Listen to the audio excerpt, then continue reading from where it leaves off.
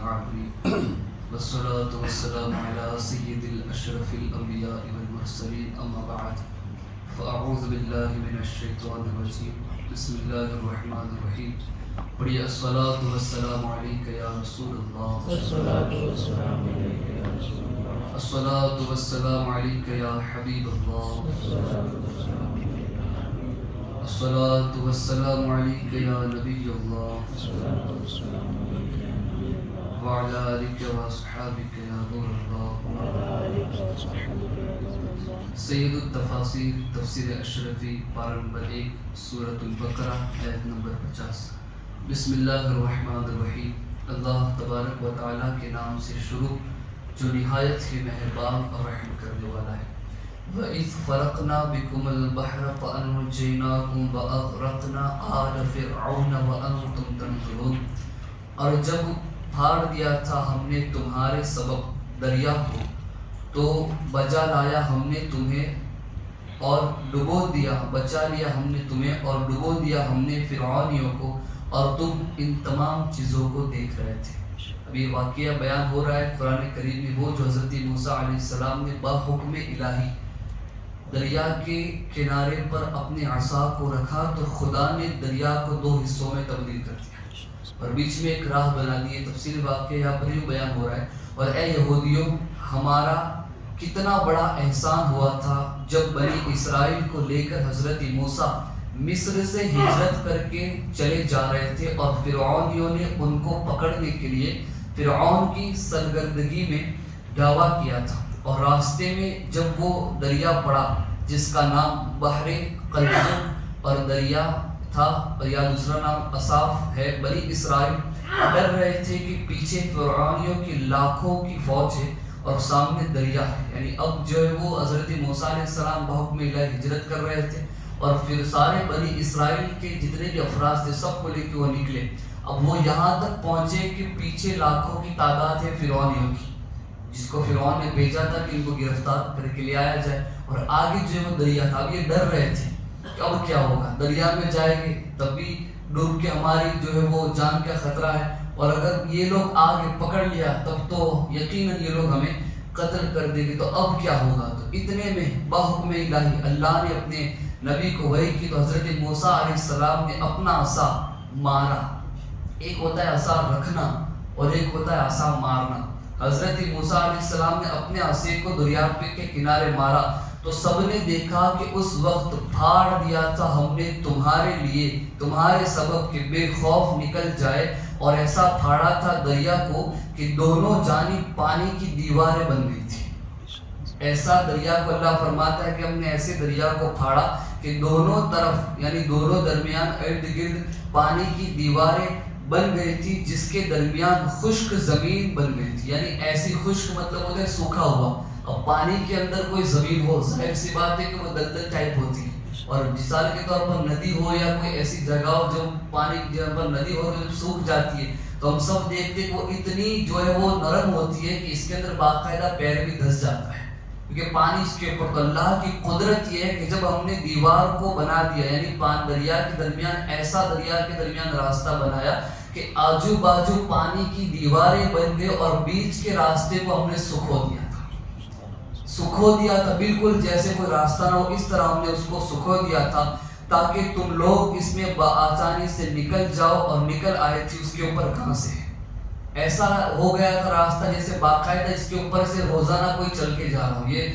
Use ہونے والا راستہ. اللہ نے ایسی اپنی قدرت سے اس کو بنا دیا تھا تو بچا لیا ہم نے تمہیں فرعون اور سارے فرعونیوں سے جو لاکھوں کی تعداد میں تھے سامان جنگ کے ساتھ تمہیں ختم کرنے کے لیے آ رہے تھے اپنے گھوڑوں کے اوپر سوار تھے. تو دریا کا یہ نقشہ دیکھ کر فرعون نے ڈینگ ماری کہ میری ہیبت سے دریا پھٹ گیا ہے.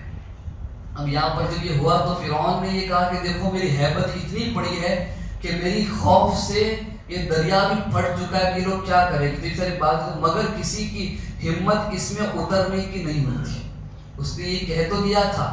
کہ میری ہیبت سے یہ پڑ چکا ہے دریا پھٹ چکا ہے اور حضرت موسیٰ اپنے ساتھیوں کو لے کر نکل چکے تھے لیکن یہ کہنے کے باوجود کہ یہ دریا میری ڈر سے پھٹا ہے کسی فرعونی کی یہ ہمت نہیں ہوئی کہ وہ اس دریا میں اتر سکے. جبریل امین ایک مادہ گھوڑی پر نمودار ہوئے، ایک ایسی گھوڑی جو مادہ تھی، فیمیل گھوڑی تھی، اس کے اوپر آپ نمودار ہوئے اور دریا میں اترے تو فرعون کا گھوڑا بھی روکتے نہ روکا تھا۔ اب وہ لوگ جا نہیں رہے تھے تو ان کو ڈالنا تھا۔ اللہ کی قدرت یہ تھی کہ اللہ نے حضرت جبریل امین کو اتارا ایسی گھوڑی کے ساتھ جو مادہ تھی، تو جب اس کو دیکھا باقی گھوڑوں نے تو وہ گھوڑے اس گھوڑی کی کشش کے اندر ایسے پیچھے بھاگنے لگے کہ وہ رکے نہ رکتے تھے، پھر بے تحاشا سارے فرعونیوں کے گھوڑے بھی اس کے پیچھے دوڑنے لگے اور دریا کے دونوں کناروں کو ملا کر ڈبو دیا ہم نے سارے فرعونیوں کو، وہ کچھ نہ کر سکے۔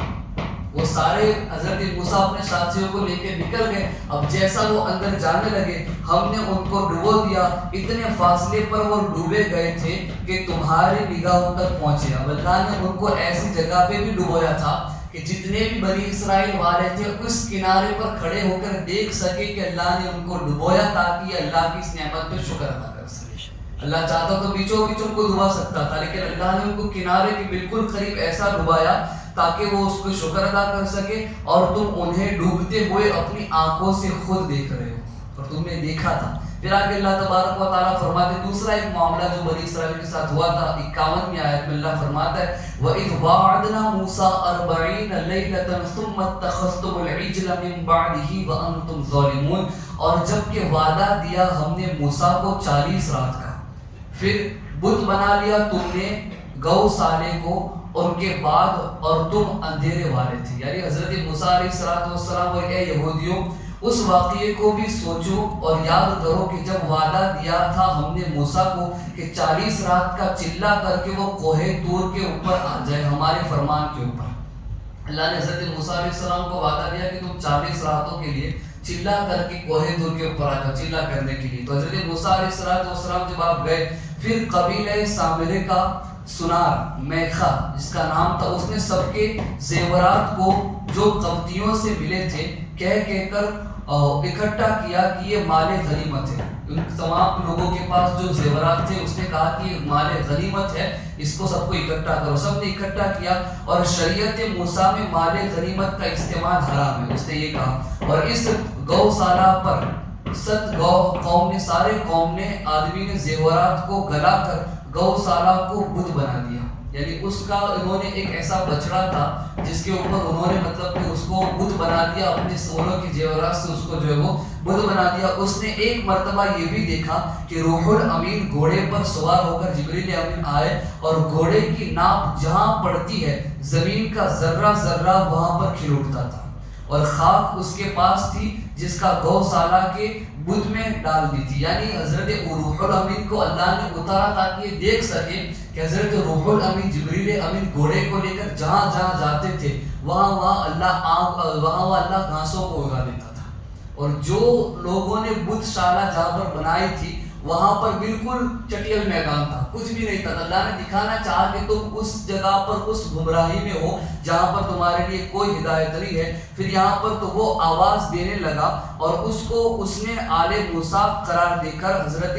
ہارون اور ان کے 12,000 رفیقوں کے سوا بت بنا لیا۔ تم سب نے اس گو سالہ کو حضرت موسیٰ کی موجودگی میں نہیں بلکہ ان کے طور پہ جانے کے تیسرے یا چوتھے عشرے میں، یعنی 40 یا 30 دن کے بعد، اور تم خود اپنے ہی حق میں بڑے ہی اندھیرے میں جا چکے تھے اور یہ تم کو پتا ہے۔ یعنی حضرت موسیٰ کے جانے کے بعد انہوں نے کہا کہ اب جو ہے وہ اس کو اپنا بت بنا لو۔ شیطان نے اس قدر کہا کہ موسیٰ تو ہے نہیں، تم اب کس کی عبادت کرو گے، کیا کرو گے؟ تو وہ کم ذہن تھے، ان لوگوں نے بطور معبود یعنی عبادت کے لیے ایک بچڑے کا بت بنایا، سونے کو اکٹھا کر پگھلا کے، اور اس کی عبادت کرنے لگے۔ اور پھر اللہ تبارک و تعالیٰ نے 52ویں آیت میں فرمایا ہے ثم عفونا عنکم من بعد ذلک لعلکم تشکرون، پھر معاف فرما دیا ہم نے تم سے اس کے بعد کہ اب شکر گزار ہو۔ اب ہمارا کرم دیکھو کہ پھر جب حضرت موسیٰ کوہ طور سے واپس آئے الواح توریت کو لے کر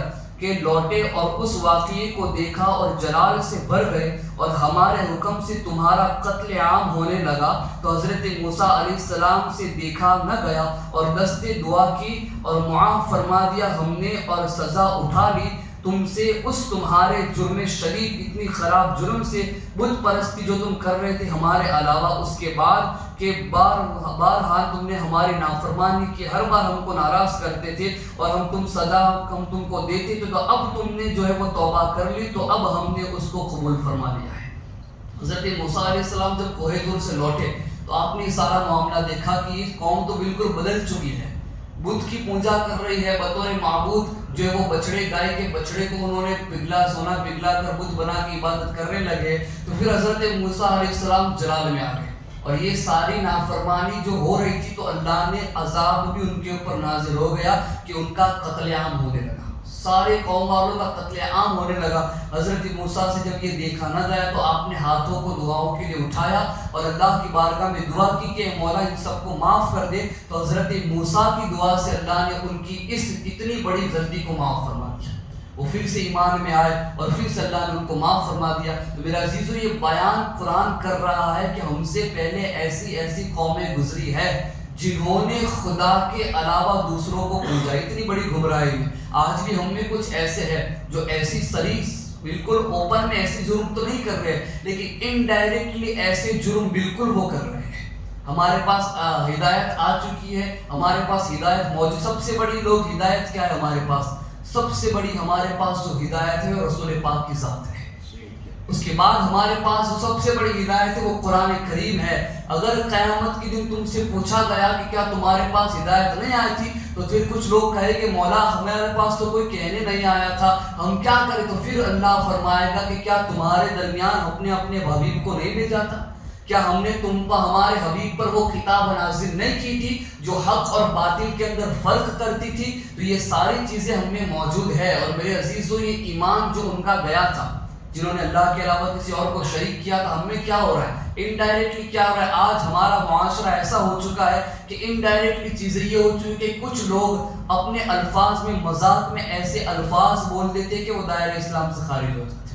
اسی طرح ایسا کوئی گانا گا لیتے یا اس کو اپنی سٹوری یا اسٹیٹس پہ لگا دیتے یا رنگ ٹون میں یا کالر ٹیون میں لگا دیتے، جس کو سننے میں، خوشی کے ساتھ سننے میں وہ دائرہ اسلام سے خارج ہو جاتے ہیں۔ ایسی کئی چیزیں ہیں میرے عزیزوں جو ایمان بچانے کے لیے بہت ضروری، اسی لیے حضور علیہ السلام نے فرمایا تھا کہ قیامت کے قریب ایمان بچانا ایسا ہوگا جسے ہتھیلی میں انگارہ رکھنا ہے۔ تو یہ وقت ایسا ہی ہے، تو ہمیں سب سے بڑی ہدایت یہ ہے کہ الحمدللہ ہم قرآن کی تفسیر سن رہے ہیں، تو اللہ کی بارگاہ میں دعا ہے کہ مولا اسی طرح ہمیں ہدایت کے راستے